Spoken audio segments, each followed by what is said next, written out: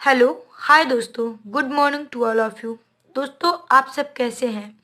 मैं वैभवी तिवारी स्वागत करती हूं आपका हमारे YouTube channel study mega point में।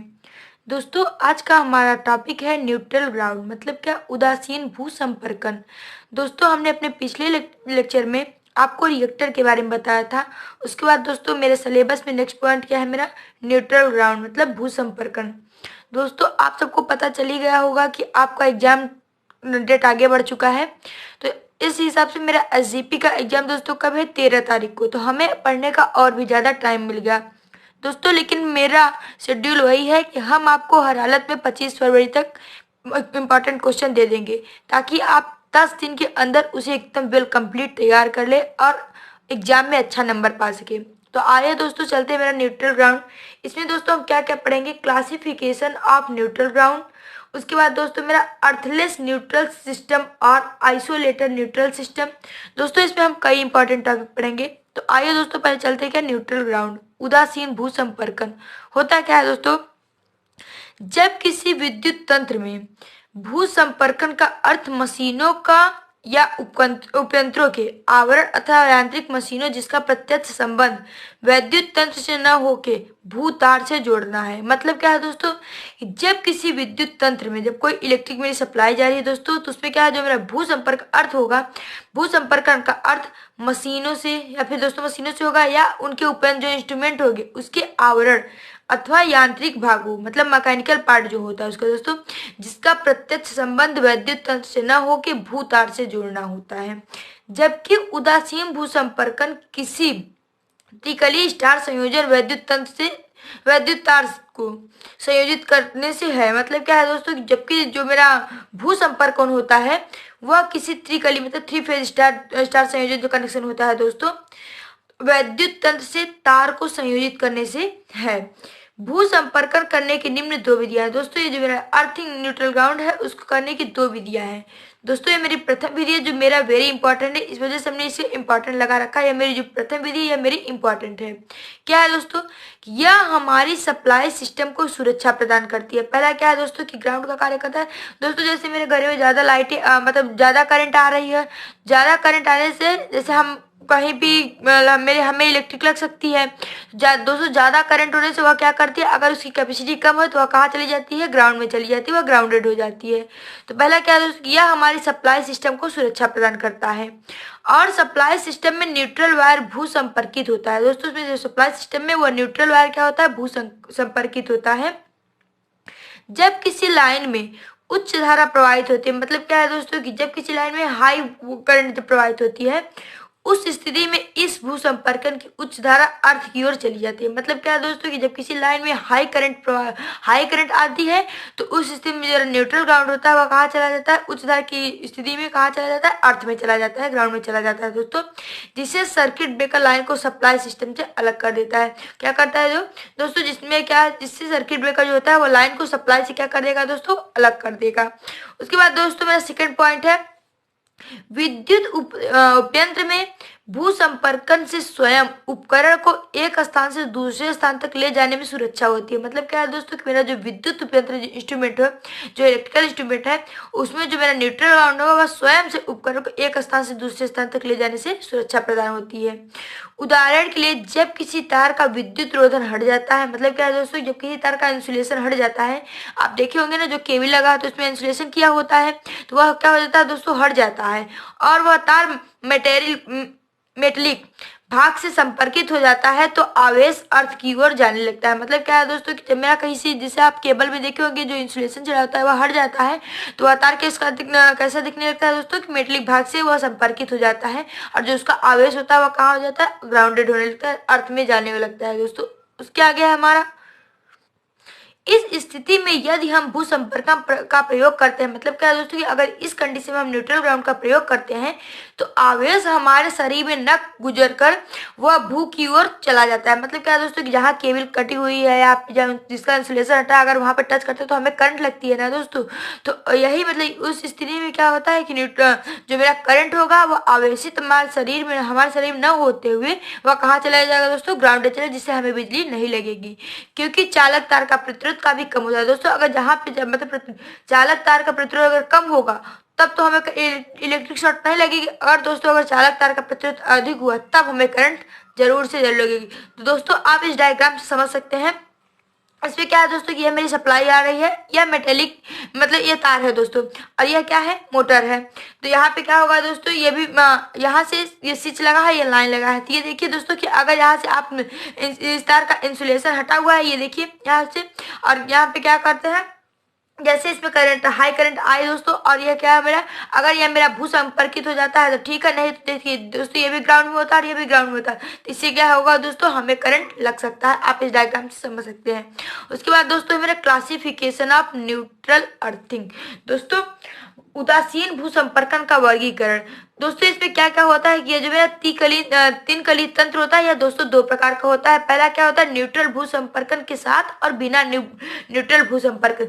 दोस्तों एक क्या होता है, भू संपर्कन के साथ होता है, और दूसरा क्या होता है, भू संपर्कन के बिना होता है। दोस्तों यह मेरा जो भू संपर्कन के साथ होता है यह भी दो प्रकार का होता है। पहला क्या, प्रत्यक्ष न्यूट्रल भू संपर्कन, और दूसरा अप्रत्यक्ष न्यूट्रल भू संपर्कन। दोस्तों ये जो मेरा अप्रत्यक्ष न्यूट्रल भू संपर्क होता है यह दोस्तों कितने प्रकार का होता है, तीन प्रकार का होता है। पहला क्या, प्रतिरोध न्यूट्रल भू संपर्कन, और दूसरा प्रतिघात न्यूट्रल भू संपर्कन, और तीसरा अनुनाद न्यूट्रल भू संपर्कन। दोस्तों जब प्रतिरोध और प्रतिघात होता है यह अनुनाद की कंडीशन बन जाती है, अनुनाद न्यूट्रल भू संपर्कन। दोस्तों यह अनुनाद न्यूट्रल भू संपर्कन में दो पार्ट होते हैं दोस्तों, पीटरसन कुंडली न्यूट्रल भू संपर्कन, जिसको दोस्तों हम क्या बोलते हैं, आर्क समन। पीटरसन कुंडली का सेकंड नाम क्या होता है दोस्तों, आर्क समन, जिसको हम आगे बताएंगे। यह फर्स्ट क्या होता है, पीटरसन कुंडली न्यूट्रल भू संपर्कन, और दूसरा दोस्तों क्या होगा कि विभव ट्रांसफार्मर न्यूट्रल भू संपर्कन। उसके बाद दोस्तों हमारा है अर्थलेस न्यूट्रल सिस्टम और आइसोलेटेड न्यूट्रल सिस्टम। मतलब क्या है दोस्तों कि भू संयोजन रहित उदासीन प्रणाली या विलगित उदासीन प्रणाली। तो दोस्तों इसमें क्या है, यह जो इस प्रकार के लाइन है के बीच जो लाइन धाराएं हैं दोस्तों वह किसमें, डेल्टा में कनेक्शन है, डेल्टा में कनेक्ट है। और दोस्तों इन पे जो ये दिया है ICR, ICY, ICB या IC जो भी हो दोस्तों, इससे हम इसका संकेत है जिसके कारण हम इसको व्यक्त करते हैं। दोस्तों मेरा कला है, यह मेरे मतलब फेज होता है, यह फेज लाइन को प्रभावित करती है। दोस्तों क्या है, जो ये मेरा ICY है, ICB है और ICR है, ये तीनों मेरी फेज लाइन को व्यक्त करती हैं। उसके बाद क्या है दोस्तों कि जो मेरे इस लाइन में आवेश धारा जो प्रणाली भू योजन अब इसका कैरेक्टरिस्टिक हो दोस्तों वह क्या होगा, अत्यधिक कम होगा। जिससे अत्यधिक कम होगा या डेल्टा संयोजन लाइन में मतलब जो धाराएं होती है वह निगलेक्ट कर दिया जाता है। तो दोस्तों क्या है इसमें ये जो मेरी यह किससे, डेल्टा संयोजन मतलब इसका कनेक्शन किसमें हुआ है, डेल्टा में हुआ है दोस्तों। तो ये देखिए दोस्तों मेरा ग्राउंडेड चला जाएगा। यह दोस्तों मेरा सर्किट डायग्राम है, आप डायग्राम को देख लीजिए। आप देखिए इसमें डायग्राम में क्या क्या होता है, मेन इसमें होता क्या है ये देख लीजिए दोस्तों। जब तीन चालकों के बीच पारस्परिक लाइन धारिताएं होती है, मतलब क्या दोस्तों कि वो जो तीनों लाइन है उनके चालकों के बीच पारस्परिक लाइन धारिताएं होती हैं जिन्हें डेल्टा संयोजन के रूप में प्रदर्शित करते हैं। मतलब क्या दोस्तों कि जिन्हें हम डेल्टा संयोजन के रूप में क्या करते हैं, व्यक्त करते हैं। इसको ICRY मतलब ICR क्या दोस्तों, आई कॉमन रहता है, बल्कि आप लिया CRY, CRB और CYB। तो ICRY, ICRB था ICYB संकेत से व्यक्त करते हैं, जिसके कारण प्रत्येक कला में लाइन धारा प्रवाहित होती है। मतलब क्या है दोस्तों, जिसके कारण जो प्रत्येक फेज होगा उसमें क्या होगी, लाइन धारा मेरी क्या होगी, प्रवाहित होगी, जिसे आवेशन धारा भी कहते हैं। क्या कहते हैं दोस्तों, जिसे आवेशन धारा। ये आवेशन धाराएं प्रणाली की भू योजन अभिलक्षण को बहुत कम प्रभावित करती है। मतलब क्या है दोस्तों कि ये जो मेरी आवेशन धाराएं होंगी, लाइनें होंगी, वह क्या होगी, मेरी जो भू योजन कैरेक्टरिस्टिक होगा उसको बहुत कम प्रभावित करती है। इसलिए डेल्टा संयोजित लाइन धारिताओं को नगण्य किया जाता है। मतलब क्या है दोस्तों कि जो मेरा डेल्टा संयोजित लाइन धाराएं हैं उनको क्या निगलेक्ट कर दिया जाता है दोस्तों, नगण्य कर दिया जाता है।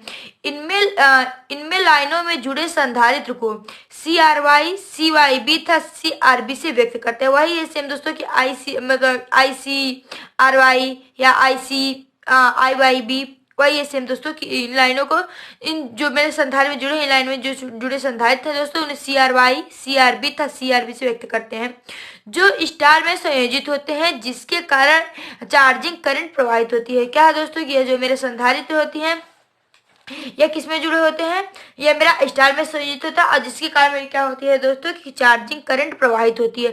यह इसका जो कनेक्शन होता है मेरा डेल्टा में होता है दोस्तों, लेकिन ये जो संधारित्र है कैपेसिटर है इनका इनका कैसा होता है, स्टार में संयोजित होता है, जिसके कारण दोस्तों मेरी ये क्या चार्जिंग करंट होगी दोस्तों, प्रवाहित होगी। दोस्तों आप इसमें इसका मतलब सदिश आरेख वेक्टर आरेख भी देख सकते हैं, सदिश आरेख देखते हैं।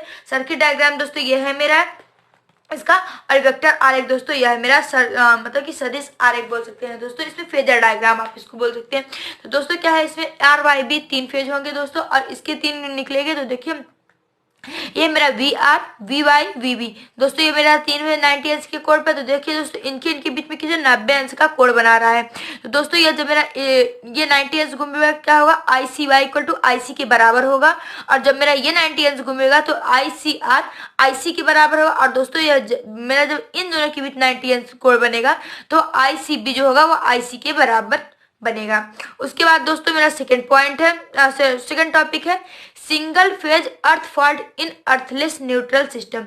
दोस्तों इसमें भी वही सेम पॉइंट है, इसमें भी दोस्तों यह कंडक्टर लगे R Y I R I V. दोस्तों इसका जो करंट होगा वो किस में होगा, ग्राउंडेड होगा। जो मेरा ये फॉल्ट हो गया दोस्तों कहाँ चले जाएगा, ग्राउंड में चला जाएगा।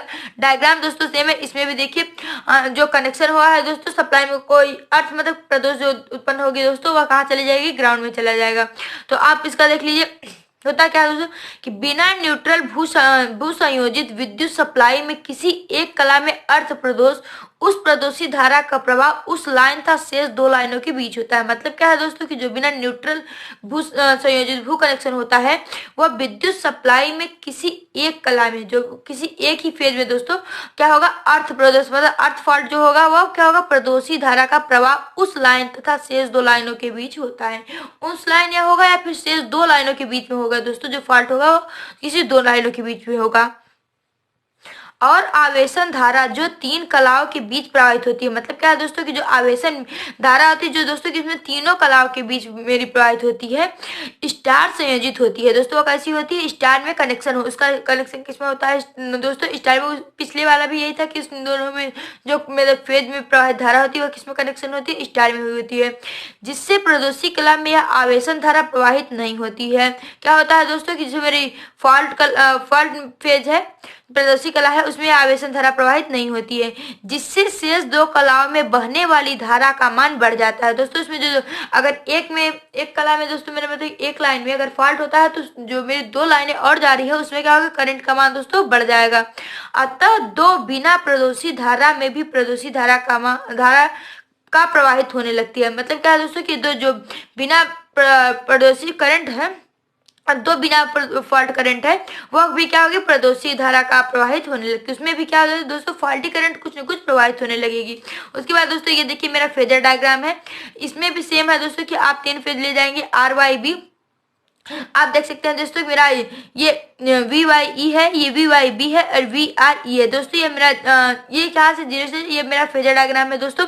आप इसे देख लीजिए, आपको हम रफली यहाँ पे बता दे रहे हैं दोस्तों कि यहाँ पे अगर इस दोनों के बीच अगर आप ले जाएंगे 90 अंश का कोण बनेगा दोस्तों, तो आप यहाँ पे खींच के इन दोनों को पहले यहाँ डॉटेड कर देंगे, क्योंकि दोस्तों मेरा जो डॉटेड पॉइंट है ये मेरा मेन है दोस्तों, तो आप इसे मेन कर देंगे। उसके बाद दोस्तों आप यहाँ से एक ले जाएंगे जिसको हम ICR हो जाएगा दोस्तों, और ये मेरा क्या हो जाएगा ये मेरा क्या हो जाएगा दोस्तों ICY। और इन दोनों के बीच जो दोस्तों मेरा फेजर बनेगा, मतलब इन दोनों के बीच मिलाने से मेरी प्राप्त होगी वो क्या होगी दोस्तों ICF। उसी तरीके से दोस्तों सेम कंडीशन क्योंकि आर वाई भी तीनों में होगा दोस्तों, तो इसमें भी ऐसे इसी प्रकार से होगा मेरा क्या ICY होगा, और दोस्तों और यहाँ पे क्या होगा ICR होगा। दोस्तों इन दोनों का फेजर डायग्राम खींचेंगे, इनके बीच जो धारा प्राप्त होगी दोस्तों वह क्या होगी, वो भी ICF होगी दोस्तों। एक आर के लिए होगा, एक वाई के लिए होगा, एक बी के लिए होगा। उसके बाद दोस्तों मेरा नेक्स्ट पॉइंट जो मेरा दोस्तों वेरी इंपॉर्टेंट है, आप यहाँ पे इसको इंपॉर्टेंट कर लीजिए। यह है मेरा क्या दोस्तों, आप पहले देख लीजिए आपके सिलेबस में पहले होगा दोस्तों क्या कि होता क्या है, सॉलिड अर्थिंग मेथड। लेकिन दोस्तों हम उसको आगे बताएंगे, मतलब क्या क्या नेक्स्ट लेक्चर में बताएंगे, क्योंकि दोस्तों मेरा ज्यादा इंपॉर्टेंट नहीं है। हम आपको पहले इसलिए इसको बता दें कि दोस्तों कि ये जो मेरा लेक्चर है वेरी इंपॉर्टेंट है, इसलिए इसमें हम पहले इंपॉर्टेंट टॉपिक को रखे हैं। तो दोस्तों क्या है मेरा आर्क समन कुंडली भू संपर्कन, जिसको दोस्तों हम क्या बोलते हैं, पीटरसन कुंडली। यही है दोस्तों मेरा पीटरसन कुंडली। इसका सेकंड नाम है क्या दोस्तों, पीटरसन कुंडली। इसको आर्क समन कक्ष बोलते हैं, सॉरी आर्क समन कुंडली भू संपर्कम। तो होता क्या है दोस्तों मेरा आर्क समन कुंडली, देखते हैं कि आर्क समन कुंडली भू संपर्कन में आयरन कोर का रिएक्टर होता है। दोस्तों इसमें क्या होता है, जो रिएक्टर होता है वो किसका होता है, आयरन कोर का होता है, जिसको न्यूट्रल और पृथ्वी के बीच इसे जोड़ा जाता है। जिसको दोस्तों किसमें हम जोड़ते हैं, एक फेज न्यूट्रल में जोड़ेंगे, सॉरी एक तरफ न्यूट्रल जोड़ेंगे और दूसरा क्या जोड़ेंगे दोस्तों, पृथ्वी के बीच, न्यूट्रल और पृथ्वी के बीच हम इसे जोड़ते हैं। रिएक्टर के वर्तों की संख्या बदलकर प्रेरकता को घटाया जा सकता है। मतलब क्या है दोस्तों, जो रिएक्टर की जो वर्तों की संख्या, जो वाइंडिंग की मतलब वाइंडिंग की जो संख्या है उसको क्या हम बदल देंगे दोस्तों, जिससे क्या होगा मेरा जो प्रेरकता है वो क्या हो जाएगा दोस्तों, जो प्रेरकता एल है, इसको प्रेरकता किसको व्यक्त करते हैं, वो उसका क्या हो जाएगा, घटाया जा सकता है।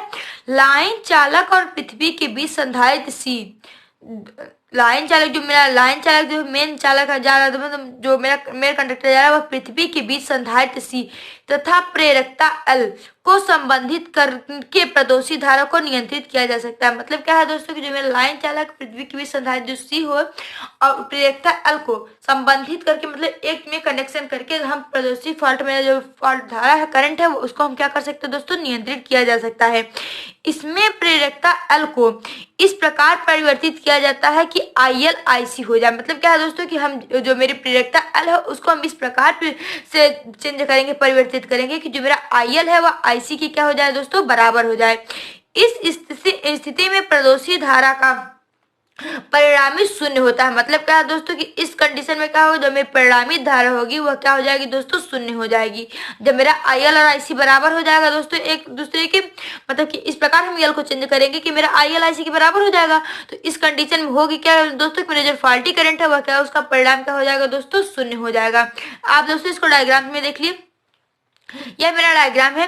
इसमें यही बता रहा है दोस्तों कि इसमें जब मेरा 3 जा रहा और इसमें जब ये क्या कहते हैं यहाँ भी एक वाइंडिंग करेंगे दोस्तों, तो हम ये मेरा क्या हो जाएगा, ग्राउंडेड में चला जाएगा। और दोस्तों इसमें जो कंडक्टर मेरा चालक लगे हैं, यह भी दोस्तों मेरा जो CR और CY लगा है, यह भी स्टार में कनेक्शन। और इसमें जो दोस्तों मेरे फॉल्ट है, यह भी मेरा कहाँ चले जाएगा, ग्राउंड में चला जाएगा दोस्तों। इसमें तीनों फॉर्मेट क्या हो जाएगा दोस्तों, जो फॉल्ट होगा वह भी ग्राउंड में चला जाएगा और उनके भी जो मतलब कि इनमें जो प्रदोषी का नियंत्रण होगा वह दोस्तों भी कहाँ चला जाएगा, ग्राउंड में चला जाएगा दोस्तों। यह मेरा परिपथ आ रहेगा। उसके बाद दोस्तों यह मेरा क्या है, फेजर डायग्राम है, सदिश वेक्टर। दोस्तों आप हर एक का फेजर डायग्राम आप एग्जाम में जरूर बनाएंगे दोस्तों। आप एग्जामिनर क्या करता है, आपका डायग्राम देखता है, फेजर डायग्राम आपने खींचा है या नहीं खींचा है दोस्तों। यह मेरा फेजर डायग्राम ही मेन होता है।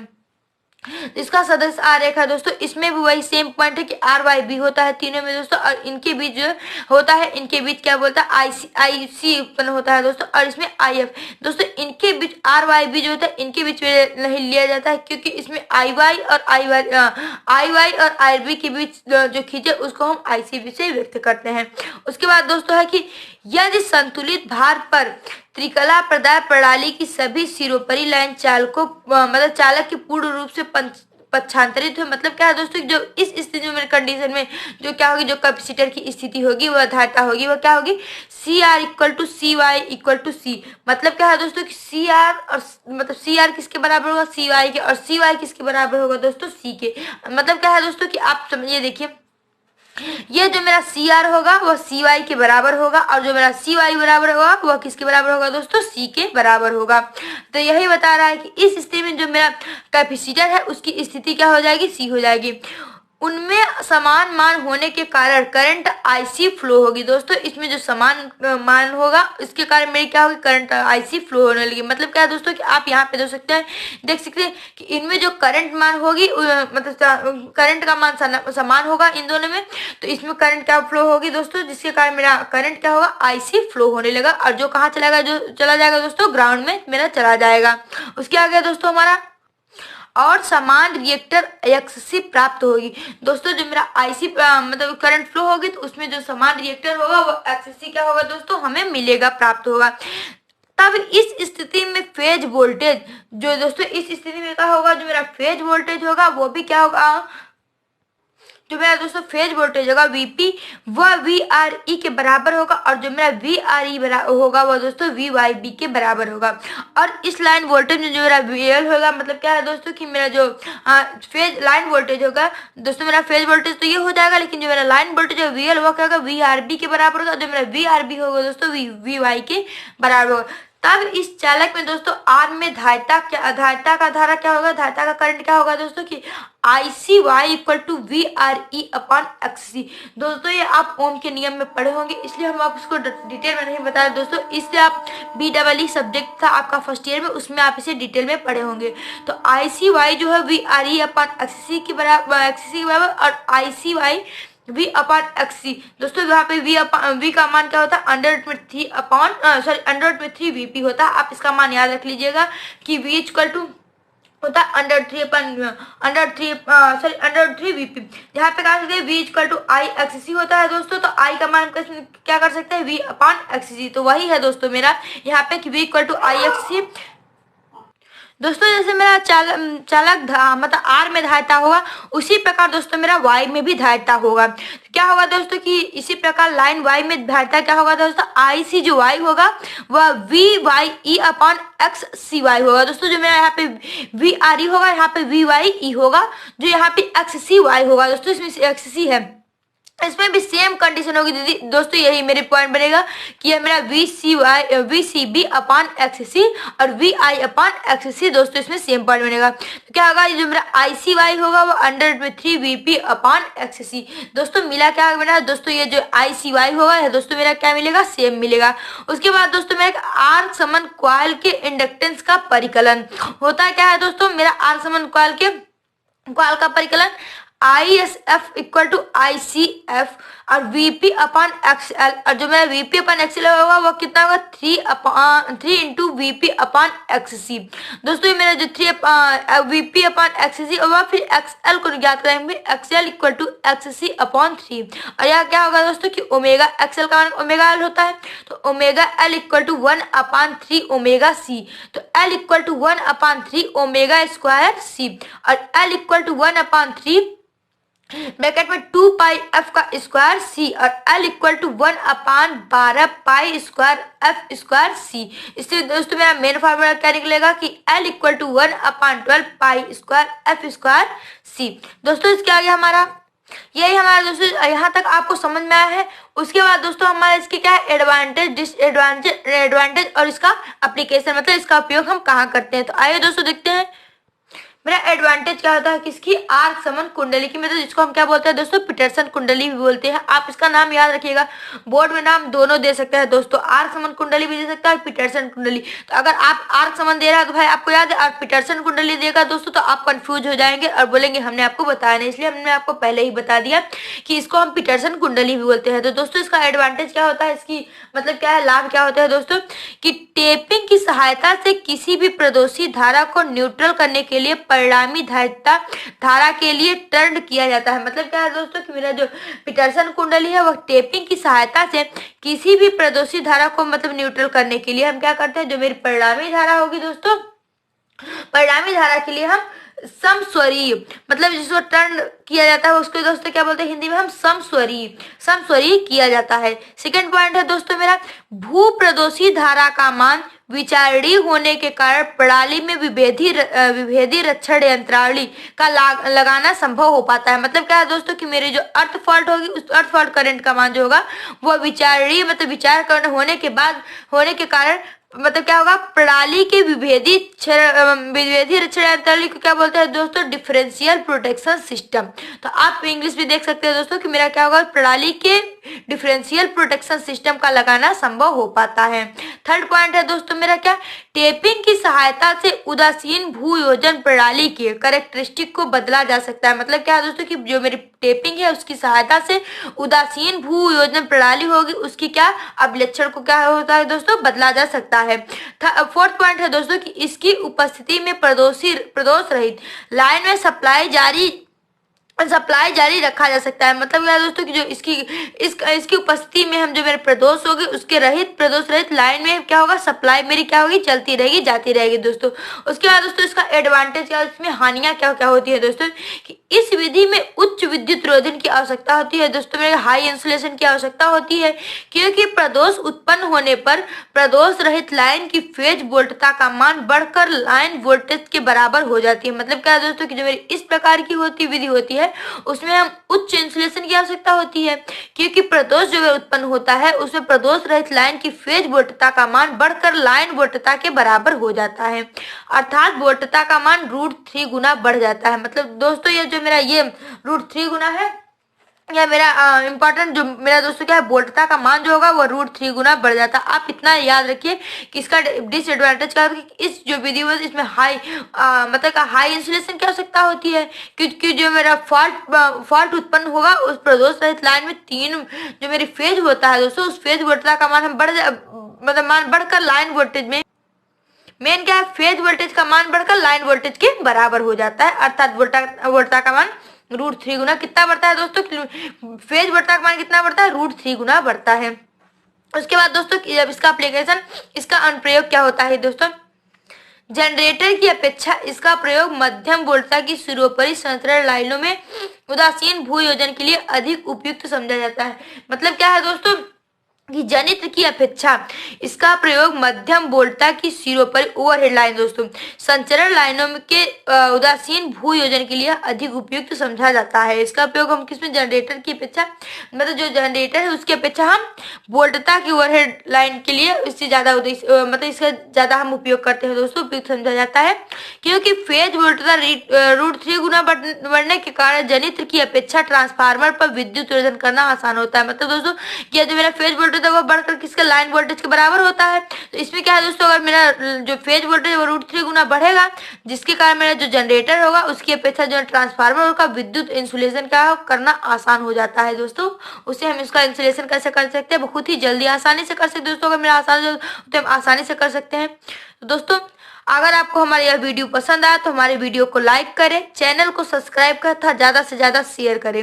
दोस्तों मेरी कोशिश है जहां तक हम आपको 24 फरवरी तक यह हमारा सिलेबस कंप्लीट हो जाएगा और हम आपको एक इम्पॉर्टेंट क्वेश्चन का वीडियो दे सकेंगे। तो थैंक यू दोस्तों, मिलते हैं हम आपको नेक्स्ट लेक्चर में नेक्स्ट टॉपिक लेके। Thank you, that's all.